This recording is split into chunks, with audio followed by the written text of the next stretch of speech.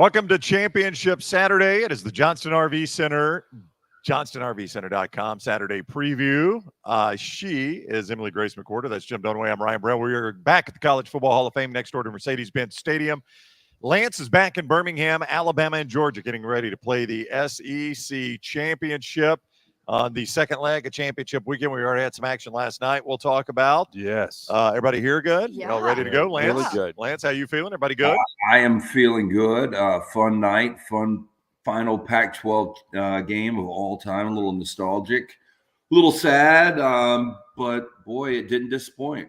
You know, I didn't get emotional until I saw You got emotional. I did. It was post feast. Yeah. And a couple of wine glasses deep. But on my social feed, LT, they showed all the mascots together from the Pac-12 in the corner watching the game, and they would react to every play, and they're dancing, and people were reacting like it's the last time this group will be together. Yeah. Their last night in Vegas, so to speak. And I mean, it's not like those mascots are going to die and never exist anymore. They're going to go separate ways and they'll make new friends. But it was sad that they were all together again. And I felt bad for the Beaver and the Washington State Cougars. Yeah, because they don't have any friends. Were they dancing with the rest of them? Yeah, they were all there. Yeah. Well, Lance, we talked about it on the show yesterday. You're the biggest Pac-12 fan of us all because of your USC fandom. Was it nostalgic for you? Was it kind of sad? I mean, how'd you feel?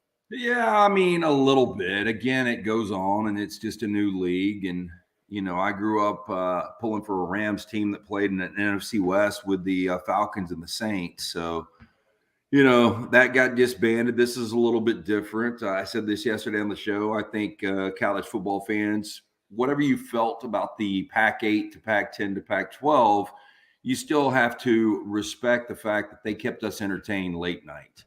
Yeah. And there were some great brands that will be moving on now to the Big Ten, unfortunately. But, you know, it was just, I you know, I don't know. If it was a good television deal, I don't think the Pac-12 ever disbands. I'm curious how we'll feel about Big 12 after dark when some of these teams are Big 12 teams. They're still playing out on the West Coast. Yeah, that's it. Or Big 10 after dark. You know, when UCLA and USC have a late game, or Washington or Oregon. I mean, I don't know how we'll feel about it. Well, I mean, they're still going to be in the Western time zone, even though they're playing Big 10 teams. So, like Brown's point, some of our late night games now will be Ohio State playing at, you know, UCLA, or Michigan playing at UCLA, or Indiana playing at UCLA.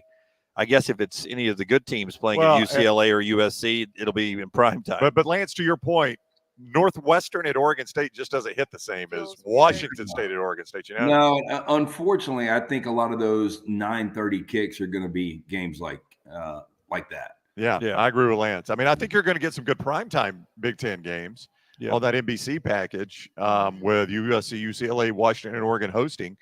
You'll get one of those every week probably. Yeah, but think if you take out Ohio State, Michigan, USC, UCLA, Oregon, and Washington, that's 6 teams. Now you're filling up a lot of windows there for them. So you may get down to where it's, you throw Penn State, Wisconsin in, you know, you may get Nebraska and at playing on the road at Oregon or Washington or USC or UCLA in that window. That's a pretty good little matchup. Iowa on the road at USC. Be like every Saturday night at 9:30, LT, it's going to feel like it's New Year's Day for you when you were a kid. Iowa against USC.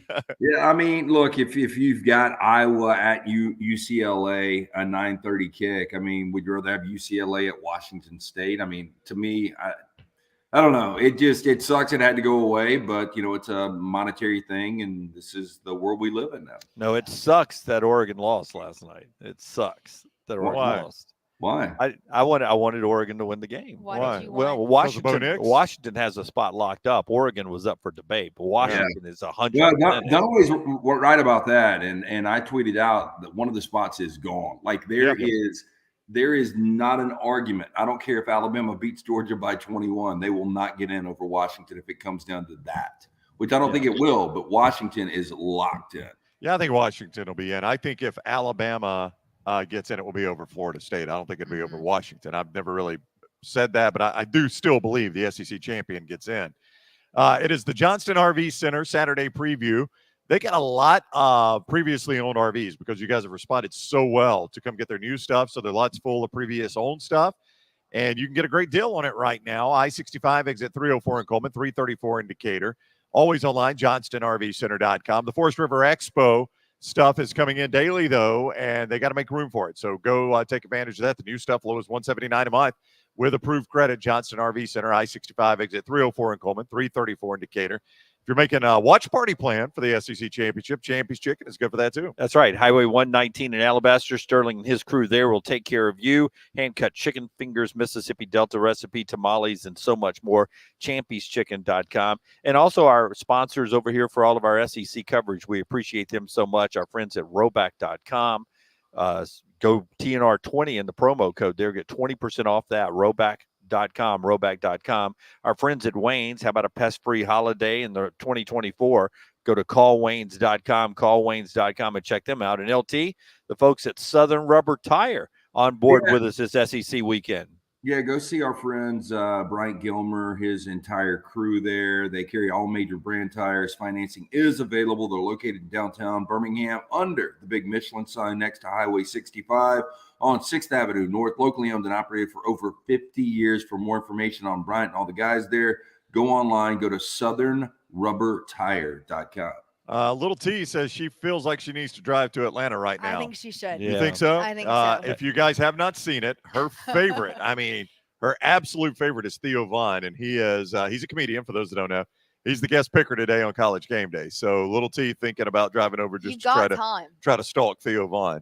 Well, I mean, she's got an hour. Yeah. I mean, you can pedal to the metal. Yeah. This is going to be so awkward. I think Game Day has lost a lot of momentum for years and years and years now.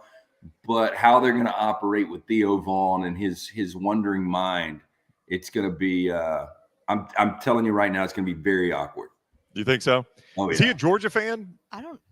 I don't know. I mean, I know Little T knows his social security number, so she probably knows if he's a Georgia fan or not. But it would be fun. It would be fun to put a camera on Little T to see her try to get up to him. Yeah, through security and all the crowd to get to Theo Vaughn. You know what Little T calls that? Content. Yep. So the Queen of Content could provide us some content. Lance, so with Oregon losing last night, with Washington winning, the reaction of Bo Nix. I mean, they spent a lot of time showing Bo Nix. He was praying, crying on the sideline, got up, went over and talked to Penix. That is a long college football career that is probably come to a close. It wouldn't stun me if he doesn't play in the bowl game. I think he probably will play in the bowl game. I know he was asked that question afterwards, and he said he really didn't want to discuss it at that particular time. But I'll tell you, the one Washington's a lock. Jaden Daniels is a absolute lock to win the Heisman now. He went from plus 180 to minus 1,800 after the game last night. And look, we saw bad Bo early, and he turned it around a little bit, made that a game. But great career. But I still think we'll get a bowl game out of him. But you could be right. This could. Yeah, I don't know if he's projected. I mean, why risk the injury? Do you think that his performance last night knocks him out of even making it to New York? No, I think he'll still be in New York because, who are your finalists? So, sometimes they do 3, sometimes they do 4 or 5. I would assume it's Nix, Penix, and Daniels. Yeah, I would too. But Milroe was betting it at number 4. Not that he has any chance of winning it or even finishing second, probably.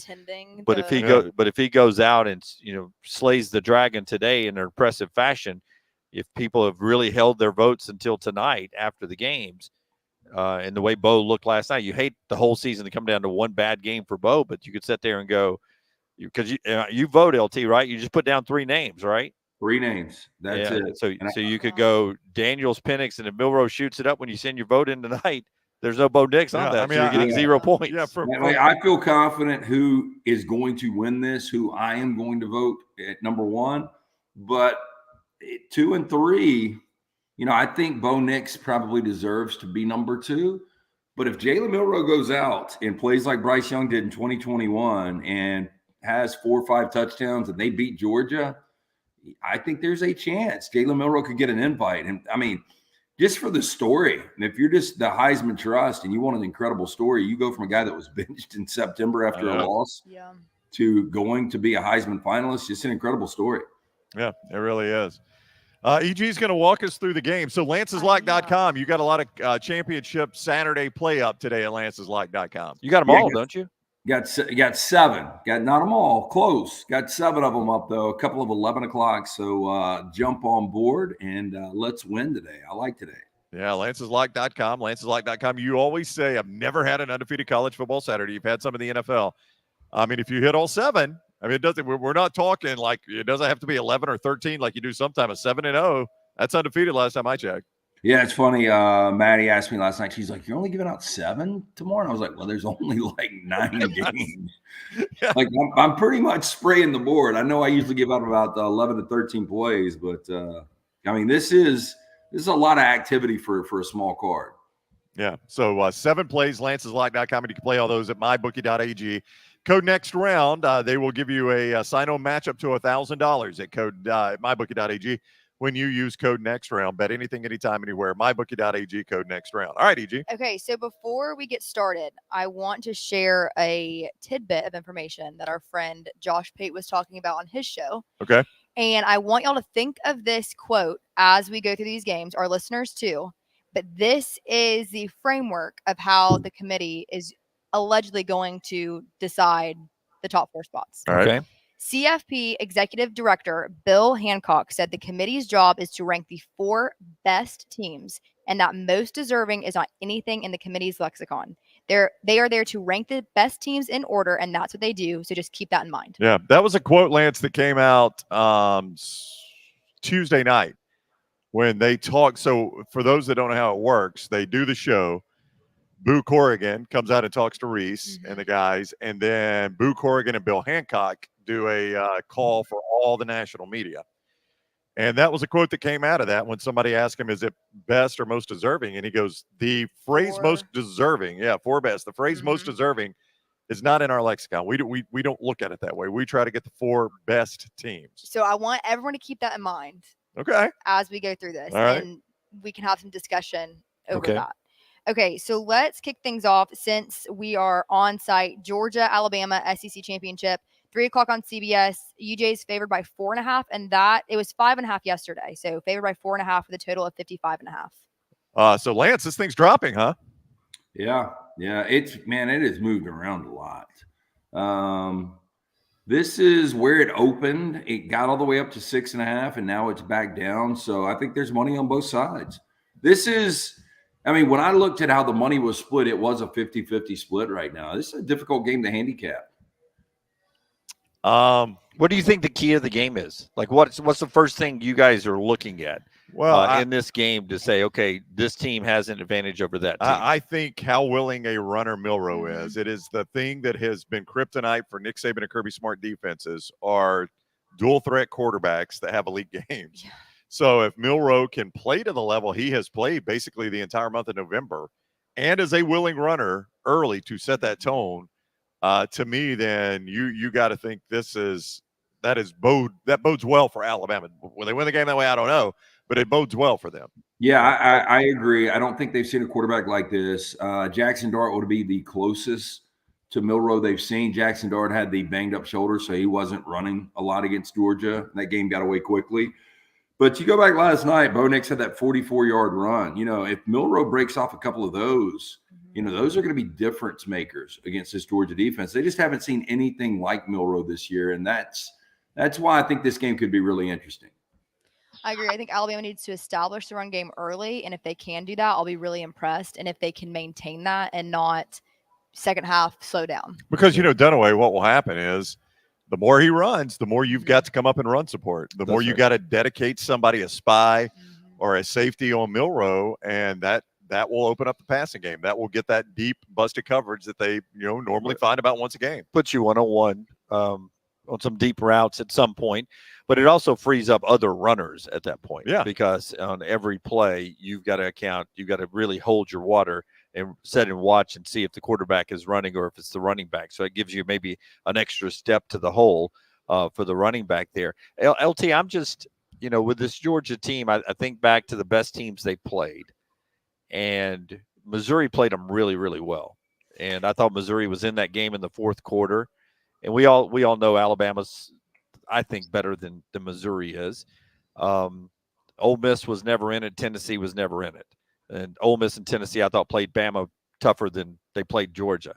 So I don't know what to expect in this contest. I want to see what Alabama's receivers are able to do against a really good Georgia secondary, because that's the unit that Alabama's been. That unit's been criticized for 2 years, and I think they've had a great year as playmakers. So can they continue to make plays against the best defensive secondary they've faced all year long? I want to see if Burton and those guys can get open. Yeah, I think collectively it's a good group of receivers. You still don't have that dominant guy, and that was really the difference maker to me in 2021 was Jameson Williams and him getting behind that third level and completely dominating that game. With all that said, Jermaine Burton is kind of the go-to. Isaiah Bond's getting all the credit right now because of the incredible 4th and 31, but I think Burton needs to have a big game, and how interesting and cool of a storyline would that be if he did it against his former team in Georgia? Because when he transferred from Georgia to Alabama, I was like, I didn't think he was good at Georgia. I don't think he's going to be good at Alabama. And this is the year he's kind of, to me, turned the corner and become a really good receiver. And that worries me, Brown, because this game he is an emotional. Could go either way. He's an emotional time bomb. Yep, it could go either way. He's always ticking, and Nick Saban and them have expressed before. They verbally talked about it in interviews of keeping Jermaine Burton focused on playing football, and you just wonder how amped up he is today against his former team. Yeah, I'll say this though, Lance, about Isaiah Bond. I think he started the year as kind of that speed merchant that could get behind a defense and be open. I think as the year has gone, and this is not related to that catch. I mean, it was a fantastic catch to beat Auburn. I think he's developed into a solid receiver. I think he's Alabama's best receiver. And I know there are times Burton has looked that way, but I think Bond has become more than just the speed merchant. I think he has developed this year into a really good receiver. Yeah, I think it's 1A, 1B. I mean, I think those are your guys, and I think they both have to have big games today for Alabama to be able to win this. I did want to bring this up because now that I think we all agree Washington is locked, right? Yes. Mm-hmm. Michigan is going to be locked. Not according to Corso. Did Corso say he thought Iowa would win? Iowa was going to take the win today. That's a bold prediction there. Yeah. Love me some Corso for years, but it might be time to wheel him off that set if he thinks Iowa if he picks Iowa today. So you're saying Michigan and Washington are in. They're locked. So I think Texas is going to roll this morning. I really do. Okay. I think they are going to whip Oklahoma State's ass. So I think that locks Texas in, I think. And then it comes down to Florida State, what happens tonight. But the interesting thing to me is Georgia is sitting there at number 1. And this is not like – this has become kind of a trend. Did you guys realize the last 3 years we have had teams lose their conference championship games and get in? Yeah. Notre Dame in 2020, Georgia in 21, and last year TCU. Yep. Who is the one in 2020? Notre Dame, because they played that ACC. They played the schedule. ACC. That's right. right. They lost to Clemson, but still got in. Yep. So 3 consecutive years, lasting impression. We've put a team in after losing their conference championship game. If Georgia loses a tight game to Alabama, again, I still don't know how you don't put them in, but I don't know what spot they would take. Well, it goes back to if it really is the 4 best teams, I don't think that any of us would say that FSU is the better team than Georgia. No, I don't think anybody in the country thinks exactly. that. I'm not sure Mike Norvell thinks that if you ask him. If FSU wins, then well, and I know we're going to get to this game later, Lance, but Louisville win would help this committee out a ton. Oh, yeah. I mean, that would absolutely take them off the hook on this deal. Yeah, because if Louisville did lose, you could just sit there and go Florida State or Louisville. Yeah, if Louisville wins, Florida State loses, then you can sit there and go, okay, Texas wins, they're in. Georgia, Alabama winner in as well. Yeah, let's go to the house. Very simple. They don't have to show up to Grapevine. Well, I get that. I get that. But what I'm saying is if Georgia loses the game, let's so then the argument will be Georgia or Texas, to your point, right? Yeah. But then you have that Texas beat Alabama, so they are almost bracketed together. Yeah, that is a weird discussion. You're right, Lance, because I think most people would say almost everyone would say Georgia's a better team than Texas. Hey, and I've kind of got this feeling this is the way it's going to work out. Just stay with me. Yeah, I think Washington is in. I think Texas is going to win big today. Michigan's going to win. I think Florida State is going to lose. And I've got a weird feeling that Alabama's going to win this game. And if they do, then I think it comes down to this scenario. And I don't know if what you said, EG, if Boo Corrigan said it's really about the 4 best teams, I don't know who you would leave out, Texas or Washington, but I just think Georgia needs to be in this thing. Well, I think You went Washington there, Texas or Washington. Yeah, well, that's you can't leave Michigan out. You can't leave Alabama out. So it would be one of those 2 teams if in fact Georgia was to get in over one of those. Yeah. him saying 4 best teams opens up a lot of debate. Yeah, well, that's sort of what it's always been, right? The 4 best teams. They teams. just never have had 5, 6, 7 best teams at the end of the year to discuss I think we created, we being the general public, the most deserving conversation. Right. Right. I got to be honest with you. If you have a committee picking teams, I'd much rather than pick what they think are the 4 best than what they think are 4 most deserving. But most deserving sounds very very upward basketball. It competition. sounds very upward Yeah, basketball to that's- me. But Yeah. deserving is what people go to when they talk about who have you played. Well, right? But, no, deserving to me is what people go to when they talk about conference championship and Yes. undefeated record. And all conference championships and records are not created the same. They're not. So to me, that's why I've always hated the most deserving conversation, because, what incentivizes Alabama or Texas to play that game? And we talked about Right? it yesterday. That's right. If Alabama had played Middle Tennessee Yeah. and throw in another team, Western Kentucky, instead of playing Texas. If they had played basically- Michigan's non-conference. Yeah, or basically what Georgia has had to play because Oklahoma canceled, Yeah. we'd be sitting here with 2 unbeaten teams today. If Bama had played Michigan's non-conference, this might be 1 versus 2, and they're both in. But so what incentivizes that if you're going to go most deserving? You should go best, which has always incentivized playing those games. I applaud Alabama and Texas for playing. They knew by playing those games, they made them a better team in the eyes of the committee, and they could lose it, and it could cost them the playoff. And Washington's big out-of-conference game was Michigan State. Well, maybe Boise. Boise's probably better, but either way. Yeah, then- but on the surface, that schedule looked really, really difficult before the season. It didn't look as difficult as Florida State's did to me when I thought South Carolina was going to – not South Carolina, but when I thought Florida was going to be better. And the fact that they opened with LSU, I thought, well, Florida State's schedule is going to be worthy if they're unbeaten to be there. And we're at the end of the year, we're saying they're unbeaten and they're not in. Yeah. I mean, LSU win is still a pretty good win. It's looking like Rodemaker's not going to play. Yeah, that's a big storyline. That's a massive storyline. We can jump to that game if you want Yeah, to. we G. can. So it is the Johnston RV Center Saturday preview. We are at the College Football Hall of Fame. Lance back in Birmingham. We appreciate the fine people at the College Football Hall of Fame. I can't stress enough, if you're a college football fan and you're in town in Atlanta, this is worth your time. Just a really cool setup here. You can teach your kids the history of college football. I mean, it's what a Hall of Fame should be, right? It's a museum. See some cool artifacts, jerseys, things that were used, footballs in certain games. It's a really cool spot. So make that a point here in Atlanta. The show presented by Johnston RV Center, I-65, exit 304 in Coleman, 334 in Decatur. Always online, johnstonrvcenter.com. You can see that great lineup of new stuff they have for the Forest River Expo, and also all the previously owned stuff they have, which they're making great deals on to get it out of the way for the new stuff that's coming in. I-65, exit 304 in Coleman, 334 in Decatur. Always online, johnstonrvcenter.com. Also, Champy's, world-famous fried chicken. Yeah, I mean, Sterling starts on Friday for the chicken he cooks on Saturday. Brines it overnight. It's cooked to order. It's so juicy all the way down to the bone. The hand-cut chicken fingers, Mississippi Delta recipe tamales.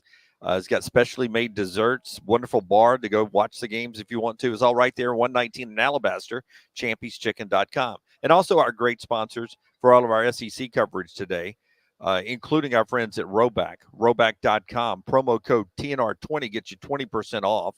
You can get save $50 on reoccurring services to keep the pest out this holiday season and in the new year with our friends at Wayne's. Call Waynes.com, call Waynes.com.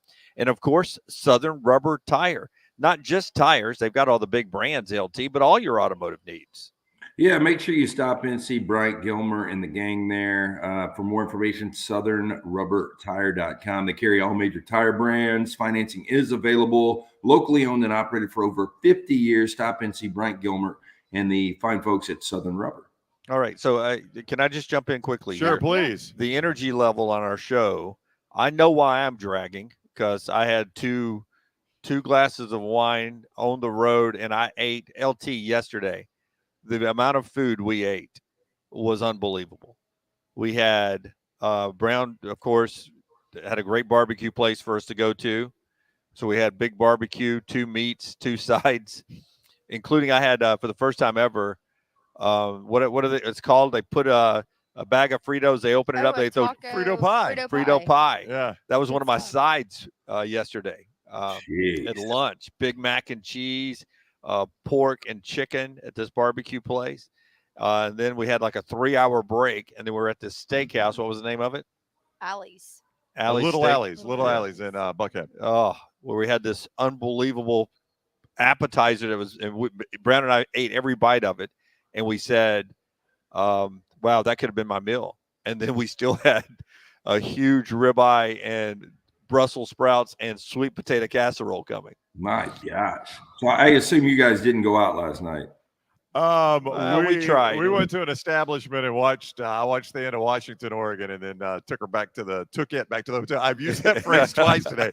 And Dunaway was like, "I beg your pardon." I took it back to the hotel. That was a poorly timed phrase by me. We had one next round fan who came up, a couple of them, and she was talking to us about. I know you've got tickets. I don't have a ticket. I know you guys get tickets. Yeah. Well, too big a deal to get tickets. Yeah, I got a bunch out the car. Give us a ticket. And she, I bet Lance got tickets. Yeah. Give me Lance's ticket. And so Brown was like, yeah. After that, I just took her back to the hotel, and I was like, what? And he's like, no, like I left and went back to the hotel. Yeah. And I was like, whoo. Yeah. No, as I was saying, back it up, Terry. Yeah. As I was saying, I was like, well, that sounded awful. Let me back it up, Terry. What are you doing? All right. ACC championship. Well, game. I was just saying that. Wait, I was just saying that. So why are you dragging a little bit? Oh, I didn't know I was dragging that way. You're a little tired. I mean, the Central to Eastern time, sleeping in my own bed last night. She thinks my Eastern dog. time's better. I do, because I can't handle it getting dark at 3:30 in Birmingham. What about you, Sue me. LT? Do you think Eastern time is better than Central? Eastern time's too late. I think the best. I think most people are so conditioned and accustomed to their time zone, they kind of lean that way. But I think Mountain Time is the right. I'd kind of like to. People are on Mountain Time, but I like Mountain Time the best. I'd kind of like. Time. Yeah, I'd kind of like to experience Mountain Time because the games start. The primetime games start at 6:00, so they're done before 10. Your Saturday morning games start at 10 a.m. instead of 11. I think Mountain Time would be fantastic for a sports fan. Eastern Time stinks for a sports fan. Yeah, I hate Pacific Time unless I'm in Vegas, LT, because then the late game ends, and then you still go out. Yeah, I don't like it though. I mean, like you got nothing to gamble on after 9:00 at night. It's like done. Yeah, it is crazy. You got to find yourself a little love for Japanese baseball or something. Yeah. Who doesn't love a little Japanese baseball? I love it. Yeah. When I'm watching. All right, let's go to the rest of the games then. Anyways, Eastern time is better. But I digress. Louisville versus FSU ACC championship, 7:00 on ABC. FSU is favored by 1.5 with a total of 46.5. And that went down. LT. Florida State is actually trailed by double digits in 4 games this year. If that happens against Louisville with a third-string quarterback possibly, I think Florida State is done. Everyone's going to be pulling against Florida State that's not a Florida State fan. They lead the ACC in scoring offense and scoring defense. It's a good team, but I think from where they were in September to where they are now, they're just banged up. They're shorthanded. Yeah. I hate it. If this is the way it ends for Florida State, it's going to, if Alabama wins, benefit them. It's going to benefit Texas. So, look, that's great. I hate it that it would end this way for Florida State. I think they had a good team this year. Jordan Travis is a really, really good player. I hate to see a team miss the playoff because a key player got hurt. I mean, I would just hate to see that for Florida State. But I'm with Lance. It kind of feels like that's what's about to happen right One here. thing to keep in mind, though, is Florida State's defense.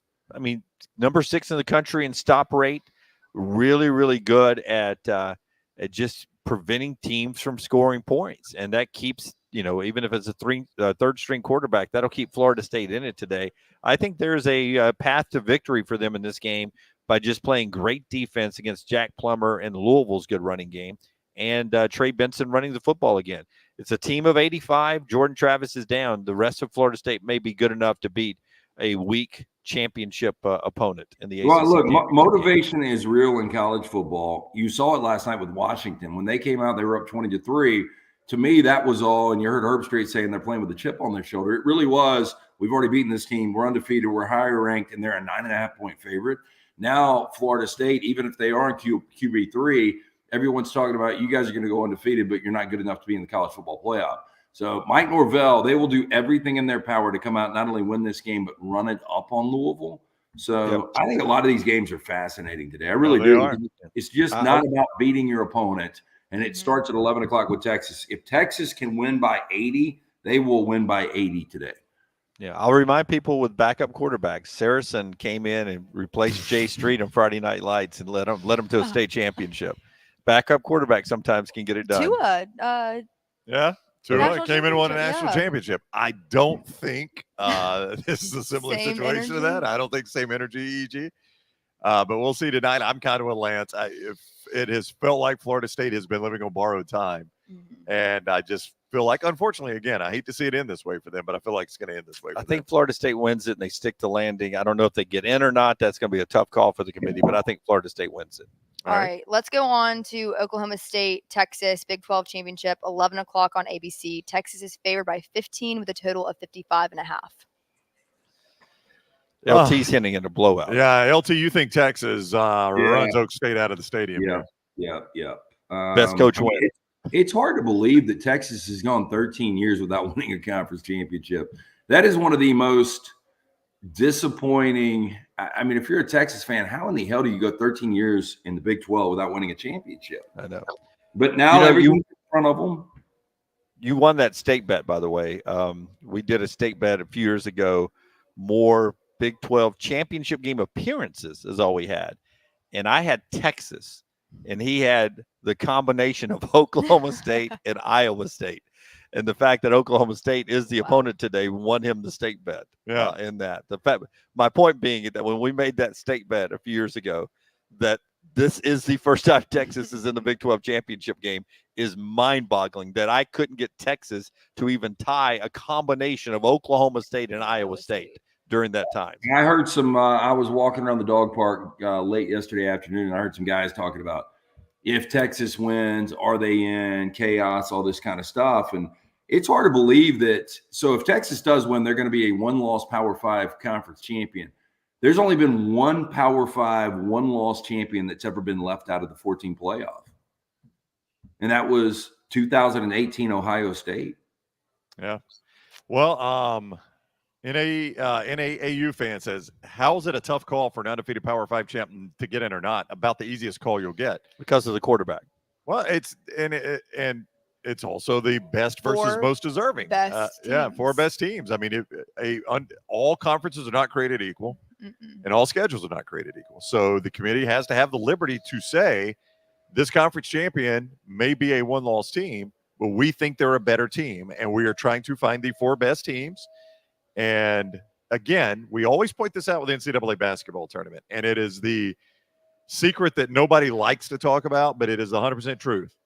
This is a television product, and they want the best TV. Right. That's where the money is the best TV. That's another problem, though. You have nothing but brands battling it out this year, too. It's not like, you don't have a TCU or a Baylor you can leave out of this thing. I would say this to NAAU fan that if Cam Newton had gotten hurt in week 11 in the playoff era back in the day, Auburn would have looked different in 2010. Neil Caudle, loved Neil Caudle, committed to Auburn on my sportscast one night. Well, they wouldn't have beaten Alabama. So yeah, they just would have been a different team, and I think that's what they're judging. And I know he's an Auburn fan, so he's probably thinking this isn't an Alabama discussion. Alabama can only get in if Florida State loses. No, this is a discussion about Texas too. If Georgia beats Alabama, Georgia, Washington, Michigan's in. It becomes, is it Texas or Florida State? And you tell me if Quinn Ewers is healthy and they've got their third string quarterback or second string quarterback, who's the better team? I'm going to say Texas. And I think that's the decision they're going to have to make because I think Florida State wins today. You do? Yep. I was going to pull up real quick, Lance, see if you can remember this because he follows up with this question. He points out, look, Alabama barely beat a 4-8 Arkansas team, barely beat South Florida, 4th and 31 to beat Auburn. What makes them a good team? Well, first of all, they will have beaten Georgia. That's going to be a significant win for them, obviously. And then, Lance, talk about Florida State a little bit. I'll have to dig back through this in my mind. They barely beat Boston College. Not a very good team, right? Right. Who else? Help me out here. Overtime with Clemson on the road. But I mean, that's the equivalent of – what's the equivalent of that, of beating an overtime Clemson on the road? Alabama beating Kentucky? For LSU schedule, yeah, probably. I think LSU was at home. That's a tough argument there. I don't know. I guess my point was we focus on the teams we see all the time. Florida State wasn't dominant through this schedule either, Lance. That was kind of the point I was getting to. Yeah, no, I agree. Again, 4 wins in games they trailed by double digits. Yeah, and they played an ACC schedule, and the ACC looked really good in September, but now the ACC is, the back end of the Power 5 conferences. Yeah, but I would say to that person's point, I forget the name. That's exactly right. I mean, South Florida is a bad look. The loss to Texas, to me, the South Florida game looks worse than the loss to Texas. The Arkansas 24-21, Arkansas felt like they had a chance there in the second half, maybe to walk out with a win. Not a good look. Down double digits at the half against Tennessee. Not a good look. 4th and 31 last week, not a good look. I think last week hurts Alabama a little bit. I really do. With the committee's eyes. Let me ask you guys this, because we're doing all these scenarios with Alabama winning. If Alabama loses, it's obvious, Michigan, Georgia, Washington, and then really what it comes down to is a 1-loss Texas or an undefeated Florida State. Yep. And I think the committee gets a little pressure taken off them then with having the Alabama-Texas debate. And you could easily just put Florida State undefeated in front of Texas. Do you guys think there's a chance that undefeated Florida State goes in front of 1-loss Texas? I do think. There's a chance that happens. Absolutely. I think a lot of that will ride on today. This will be their final image. Like if Florida State looks like a mess and Texas slaughters Oklahoma State or beats them as bad as you think they will, Lance, I think that would become a very difficult argument there. 1-loss Texas, who has beaten Alabama on the road, who has played a tougher conference schedule than what Florida State played, and is 100% healthy. I think that would be a much tougher argument. And keep in mind, Alabama fans, that if you lose today, the Sugar Bowl is tied up with the semifinals. So your destination is either most likely Orange or Fiesta Bowl. The most prevailing thought is Cotton Bowl would be in the mix too. Most prevailing thought is Alabama to the Fiesta Bowl to play Oregon right now. That is what some people think would happen. Alabama, Oregon in the Fiesta Bowl. Bo Nix another bite at the Alabama apple, huh? Yeah, which I don't know if he would opt out at that point or not to secure his draft status. I don't think he would, and we know that the bowl selection committee, much like the March Madness, they have a sense of humor, so that would be an interesting matchup if they were to go Oregon against Alabama. And people would say, well, Orange Bowl, Ohio State likely to the Orange Bowl, and a possibility, I think there's a tie-in with the ACC championship game loser being in that position, so Louisville could be there. Would you not think, and some of this depends on what happens here today, but would you not think they're probably, if they can, going to put Michigan and Washington in spots where they can play one another in the Rose?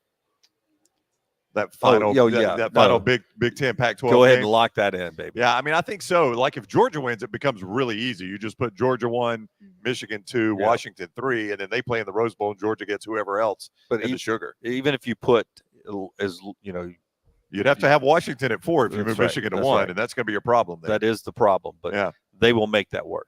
I agree. I think it's your last time you can ever have a Big Ten Pac-12 Rose Bowl. That doesn't really impact me. I don't really care one way or the other, but a lot of the old heads in college football, that means a lot to them. And it is in their criteria too, that they can adjust the seating up or down one. And it'll be obvious what they're doing there. I don't think anybody's going to complain, honestly. Yeah. Even Washington. I think Washington will be fine with it. No, they would want that. Yeah. And actually for a crowd, it's a little better for Washington down there. Yeah, not bad.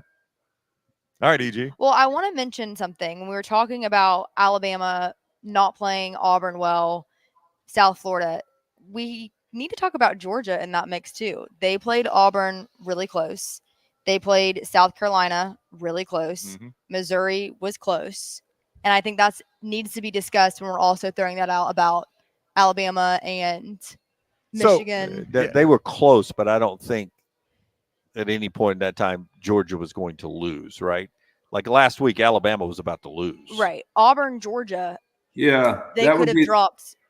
That would be the one that I think that they had a chance at losing in the second half in Jordan Hare. But outside of that, like to your point, Dunaway, last week against Georgia Tech, it was a one-possession game, but it never felt like a one-possession game. No. That was resting starters for this game. I think everybody knew what was going on there. And it did feel like, and you brought this up, that when Georgia settled for a field goal and it was a 6-point game against Missouri, and Missouri was getting the ball back in the fourth quarter there in Athens, it felt like Missouri had a chance then to end that win streak.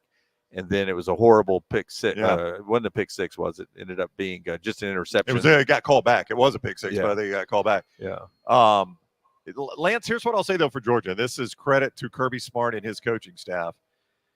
As the weight of this win streak and going after 3 national championships and all this has stacked up on them, they've actually played better football, which is pretty crazy to think about. Like if Georgia had come out dominant and as all this has started to stack on their shoulders and all this talk, and they've just trailed off, I could kind of see that happening and say, look, that's only human nature. But they've actually done the opposite. They kind of started slow, and by the end of the year, they were playing some of their best football. Well, I mean, they play up and down to their competition. That's just the way it is. So I fully expect Georgia to come out and play, their best football today. Yeah. Well, I think that is what good teams do in November, especially this time of year. If you're seeing their best football, Georgia, are we seeing FSU's best football? Yep. No. But is that because of Jordan Travis? Right. Or because they're not producing this time of year? Yeah, it's Jordan Travis to me. This College Football Hall of Fame is really amazing. Before we finish the games here, I'm reading right over EG's shoulders. They got all the rivalries over here, Michigan and Ohio State. LT, would you love to been at the 1950 Ohio State-Michigan game? Listen to this. 50,000 fans braved blizzard conditions. No, I can tell you. And what is forever known as the Snow Bowl. Listen to this. To show you how the clock has changed in college football, the two teams combined for 45 punts in the game. 45 punts in one game. And despite not gaining a single first down or completing a single pass, Michigan won the game 9-3 on a block punt. 45 punts. How do you even do that with the clock? That's impossible, Lance. How can you have 45 punts? Yeah, I mean, I've seen teams only with 50-plus plays this year. Yeah, I mean, I hate to say. Unless you got a lot of 3 and outs, which I guess it was. But even then, they were only running the ball, right? Nobody was throwing the ball, so the clock would have burned so much. I don't know what the clock rules were in 1950, but how do you between two teams get 45 possessions? Is there a chance? Because I've heard of this before. Like back in the day, some teams would punt early. If the weather sucked, they would like punt on second down just to give it back. And hope you'd get a turnover. So I wonder if they were punting early, hoping the other team would. We don't want this. Take it back. Iowa plays that way now, which is what's crazy about that. I mean, they won't get 45 possessions today, but if they had them, there's a chance they would punt it 45 times. How many those little nuggets as you walk around? In 12 games, how many times do you think Iowa's punter has punted? In 12 games? Yeah. Oh, I think I would guess 12 games. I'm going to say he punts at least 8 times a game. Yeah, I'm going to say it's 102. I just gave you 96. I'm going to go 96. Well, I'll find it. I thought this would be easier. They got the kickers right. Oh, so you can't find it now? Did you just go Price is right on me? No, I got it. I can find it. I thought you had the number. Yeah. But to your point, he punts a lot, LT. He gets out there. Are we going to talk about that game? Do you have that game on your list? Do we even need to waste the time talking Michigan, Iowa? I have it here. All right, well, let's do it. Michigan is Michigan, favored Iowa. by 22 with a total of 35, 7 o'clock on Fox. Yeah. Lance, we even watched this game. I will have it on, Brown. I don't know how much I'm going to pay attention. Now, if we get into the second half and it's a one-possession game, I'm all in. But I don't anticipate that. I've actually got this game up. I really don't think, and for whatever reason, you brought this up a month ago, Brown, whether they're playing to not exploit J.J. McCarthy, maybe some flaws, or if he's hurt. I think it came out it was an ankle. But the dude is 24-1 as a starting quarterback. His one loss is that unexplainable TCU loss last year in the semifinals. You're absolutely right. That is one of the most baffling games I've ever watched in hindsight now, after what Georgia did to TCU. I had been a doubter of him, but I'm with you, and I hate to base it on one throw. But that throw he made against Ohio State is one of the most incredible throws I've seen all year. Oh yeah. I mean, he threaded that needle. He anticipated it so well. He put it, Lance, so good on the receiver's hands. That's why the receiver had trouble catching it. It stunned him that the ball got there, and it hit him right in the hands. So he's obviously got that level of talent, but I think it's just Jim Harbaugh who, says, I like this style of football. I can run and pound on people and win games that way. So that's the way I'm going to play. I'm not going to have a quarterback that heaves it all over the field. So Lunsford set 79 punts for Iowa. So yeah, I saw that. 79. 7 a game. That's a lot of punts. I mean, we just saw an NFL game on Thursday night with Seattle and Dallas where they didn't punt one time. I got to bring this up. Iowa is the first Big Ten team since Chicago. I didn't realize Chicago University was in the Big Ten in 1982 to win, or 1902 to win 8 games in a season, scoring less than 25 points in all 8 of those wins. Wow. Yeah. Wow. There's a stat for you.